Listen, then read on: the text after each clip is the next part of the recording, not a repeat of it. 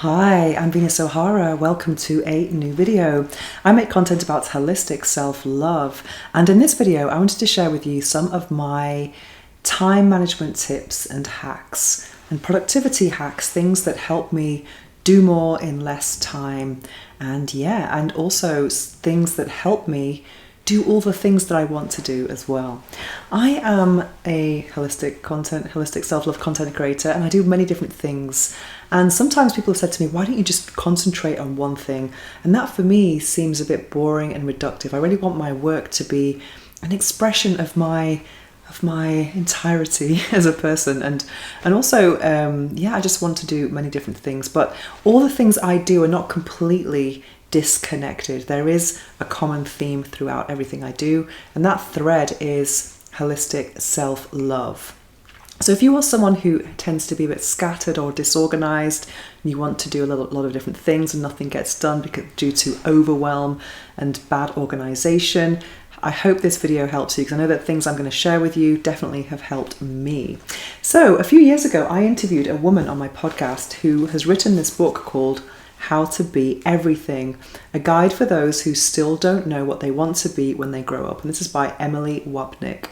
And she talks about this concept of being a multipotentialite. That is, people who have different skills, different professional skills, and you don't really want to compromise and don't want to do just one thing. And this really spoke to me because I definitely feel like I'm a multipotentialite. And in the book, she talks about 4 different types of multipotentialites. For example, there is one called the group hug. So it's basically different roles, but there is one kind of umbrella term or concept, and that's something that I definitely identify with. I identify with, holistic self-love, and that includes everything I do, such as the sex toy reviews, pleasure education, meditations that I create, and also my podcast, which is the Orgasmic Lifestyle Podcast, which is a top 5% podcast in the world. So I'm basically making content using my voice, using my written words, my videos, and also interviewing other people as well.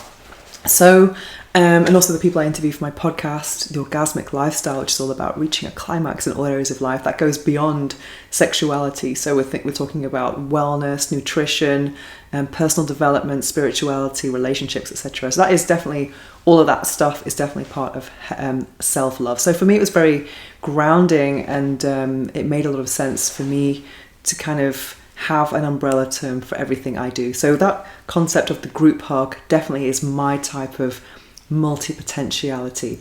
But there are 3 other types. Another one is the phoenix, and that was someone who, let's say, has a certain role or job for a few years, they go all in, and then then suddenly they end it, then they have a complete transformation and do a different type of career, completely unrelated to the previous one, and that's how they go through their career journey or career life.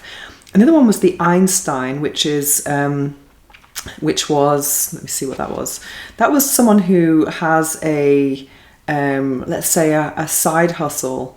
So someone who, let's say, has a real job, and then they focus on their passion, and their passion when they're not working. And I think Einstein was doing that. He was working in one thing, but then coming up with his theories, doing something else. And then the slash approach is someone who basically has 2 very different lives. It could be someone who, let's say, is a waitress by day and then a wannabe actress, or trying to become an actress by night, or actually something like that. So I know people like that. I know people who work in, let's say, theatre, but they have a kind of desk job in the day. So desk job, then stage job, and they're very unrelated, but equally important to them. So that's the kind of, if you're interested in kind of doing more than one thing, I really do recommend this book, because it gives you some frameworks on each of the types of multipotentialites. And also Emily Wapnick has a really good TED Talk all about this topic as well.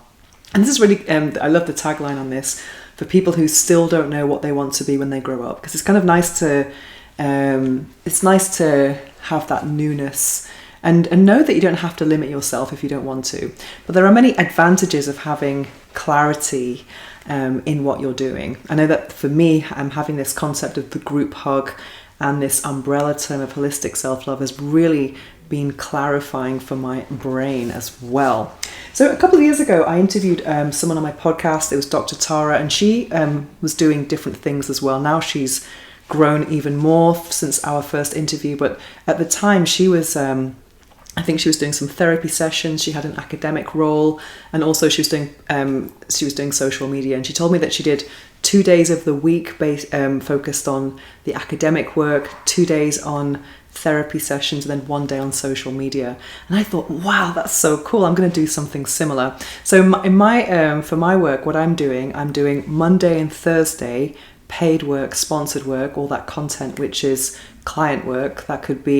It could be coaching, it could be writing reviews, making sponsored videos, it could be making educational content for my clients. And then on Tuesdays, I do my affiliate content.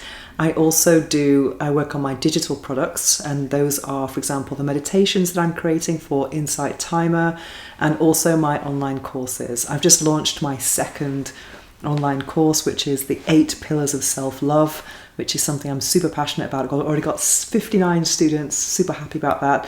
Because I think, sidetrack, but, affiliate and digital products, recurring subscriptions is something that's just so wonderful to build, and that takes time to build as well. So just having that on my Tuesdays is it's quite good for me, and everything's starting to kind of build now. It's really amazing. Build and how do I say, deliver. Everything's starting to deliver, which is so cool. Then on Wednesdays, I do business development, which is so much fun, because I think it's really important to, when we're not just working, it's good to have a bit of a gap and space to think. And that brings me to this other book, which I recommend if you're into personal development.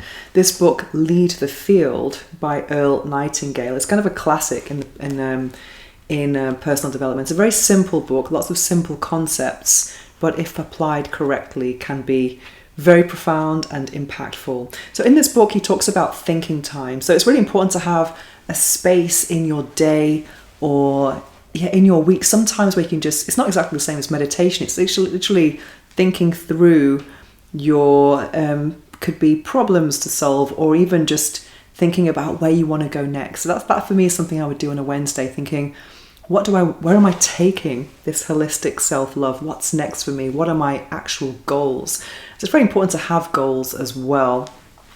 And that brings me to another book I'm reading right now, which is The Science of Scaling. And this really does highlight the importance of having goals. Specifically, they talk about having impossible goals. So something that seems kind of out of reach and impossible, or kind of really thinking a lot bigger, thinking outside your normal frameworks. So, because if you don't do that, it's quite difficult to scale. And they also talk about having, shortening those time limits as well as time frames. So this is really, if you're interested in growing your business and really thinking big and thinking outside the box, I really recommend this. I've only started reading it, but it's already kind of like making some transformations in my mind.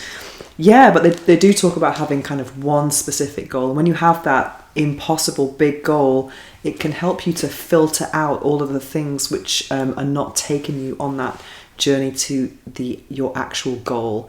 And also they talk about they highlight the importance of not just playing to be part of a process. It's not about the journey, but you have to have a goal and want to win kind of thing. Yes, that's really cool. And something else that I do as well, to actually help with my time, I have these color-coded notebooks, and each color has a different task. So here is the podcast book, here is the digital products, the Tuesday book, and then the Monday, Thursday paid work, and then I've got my business development. So within each book, because there are many digital or apps as well to organize time and tasks, but there's nothing more satisfying than writing a list out and crossing it off. There's just something like, yes, I did it. Sometimes I'm just a little bit sidetracked, but I sometimes add, if I've finished something that I forgot to put on my list, I'll write it out and then have that satisfying line through it and say, yeah, done that. So that's something that really helps me. So I kind of get all clear on my objectives and on my tasks, so I know where I am at with each one. And sometimes if it's a Monday and I have this idea for business development that just pops into my mind, then of course I'll write it down in that book. So when Wednesday comes, I know what I'm doing. So that's something that's really helping me to organize my thoughts, my tasks, my time. And then within each day, I also organize things really well. I think it's well anyway. So first thing I do in the morning, I have a no alarm life. I made a post about this on LinkedIn the other day about, do you prefer slow mornings or are you a 5 a.m. club person?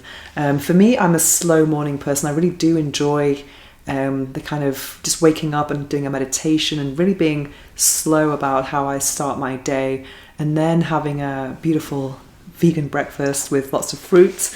And then I always read a book while I am having my coffee. And I tend to read, I don't know, I read a lot, maybe a book every 10 days. And people always say to me, where do you find time? But it's all about prioritizing really. So I do prioritize reading, but I also have to read a lot of books for my podcast, because I do interview lots of authors, and my USP is actually reading the book. So you get so much more out of it if I actually read the book from the author. The interview is going to be way more, it's going to have way more wow to it.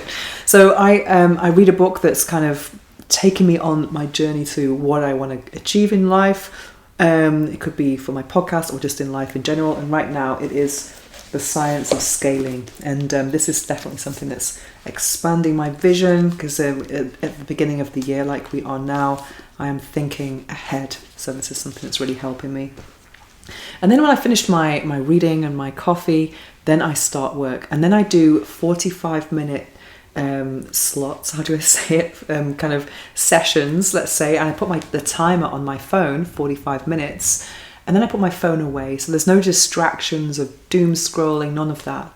And the first thing I do in the morning is I do 45 minutes of emails, just emails, and if I have some time left over, then I will respond to comments. I like to respond to all comments on YouTube, on social media and LinkedIn, and also emailing my clients as well. So that could be 1 or 1.5 sessions of 45 minutes all in on emails. So the thing is about being too available and answering emails too quickly, that can be relative, but I think it can take you off what you're doing in the day. And we have so many distractions right now. There are more and more distractions. I mean, on your phone, we have all these notifications coming in. We are constantly being distracted with information that's taking us away from the task in hand. So for me, I just put the phone away, just use it as a timer, and then I go all in. Emails, that's it. Emails, reply to everyone. And then I have a little break, a little dance. I think I dance at home quite a lot. And then the next thing I do is 45 minutes social media. So I think about, what do I want to share today? What do I need to promote? So I go all in on the social media. And that could also be answering comments as well. And about social media, I wanted to share that I use social media in a very intentional way. I don't have any notifications coming from any of the social media platforms, no Instagram notifications. So that for me, no TikTok or anything like that. It's just I just kind of go on whenever, as and when. And I think it's important to be mindful about social media, because there's a lot of people talk, just criticize social media quite a lot, but it just depends on who you're following and how you're using it. It can be something that's a really, really wonderful tool to help you amplify your message, whatever that is. Also helps you keep in contact with your peers and your friends and your family, etc. So I think it's very good to be intentional about that. And if you feel that you are scrolling and then you find content that's not making you feel not good about yourself, or that you're not good about your life, you might want to reconsider who you are following as well. I think it's good to be inspired when you open your phone, because there's so many amazing accounts out there, and it's great to actually go through Instagram and be like, yes, inspiration, I'm going to do that, that's amazing. Or there's just so much inspiring content out there. So I think it's good to be mindful about who you're following and also how you're following people. For me personally, I never ever look at stories I just don't want to go down any rabbit holes of just scrolling and scrolling, and also reels. It's just once you start, then you can get a real shock if you look at your screen time on your phone, what apps you're using, and how long. You can be absolutely shocked by, oh my god, I was on an hour a day on Instagram. That might seem like not much time for many people, but do you want to spend your living years just on a phone looking at what other people are doing? It's yeah, we have to make some choices about how we are using social media. So for me, I just spend maybe an hour a day, not even actually 45 minutes, trying to create content, and then sharing, amplifying the content on the other platforms that I want to promote. And then after that, I might have my lunch or something, but I'm doing my production work in 45 minutes sessions as well. So it's always 45 minutes, and the timer goes off, and then I have a little break and then go to the next task in hand. And also something else that's really helping me get a lot done quickly is actually using voice typing. I mean, a lot of people are using AI now for written work, but you can really tell when people are writing things with AI. And if everyone's writing things with AI, then it's just the value and the authenticity is really kind of dying. So for me to actually preserve my voice and get things done quickly, I do voice typing with Google Voice Typing, which I have found has really improved a lot over the years. So I'm writing all of my reviews with voice typing these days, because I've been writing reviews now since 2014. That's 12 years. So, writing packaging, the box has this, that takes time, but just to say it, it's just so much quicker. And then with this big block of text, sometimes I'll use AI just to get the punctuation and paragraphs in it, but it's still my voice at the end of the day, because it's really important to maintain some authenticity and personal style. But I do think that AI can really help you get things faster.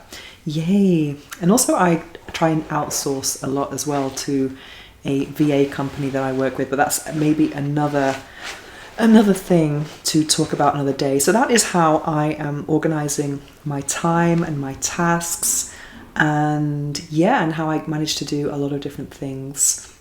So that's if you have any production or time management tips of your own, please share with us in the comments below. It's always good to learn. And these are just some ideas that work with my particular lifestyle goals and who I am. And if you have any tips to share with me and the audience, whoever's watching, please share so we can all learn and evolve. So that is it for today. And anyway, check out my links in the description below. I've got the links to my Substack, my podcast, The Orgasmic Lifestyle, and my life upgrade meditation. I have a life upgrade meditation, 100 affirmations that correspond to the 12 areas of the life wheel. That's a free giveaway that I am of free products, free meditation I'm giving away. And if you want to book a call with me for my self-love coaching, then let me know. That's all for today. Thanks for watching, and I've got to get on with my next task. Mwah!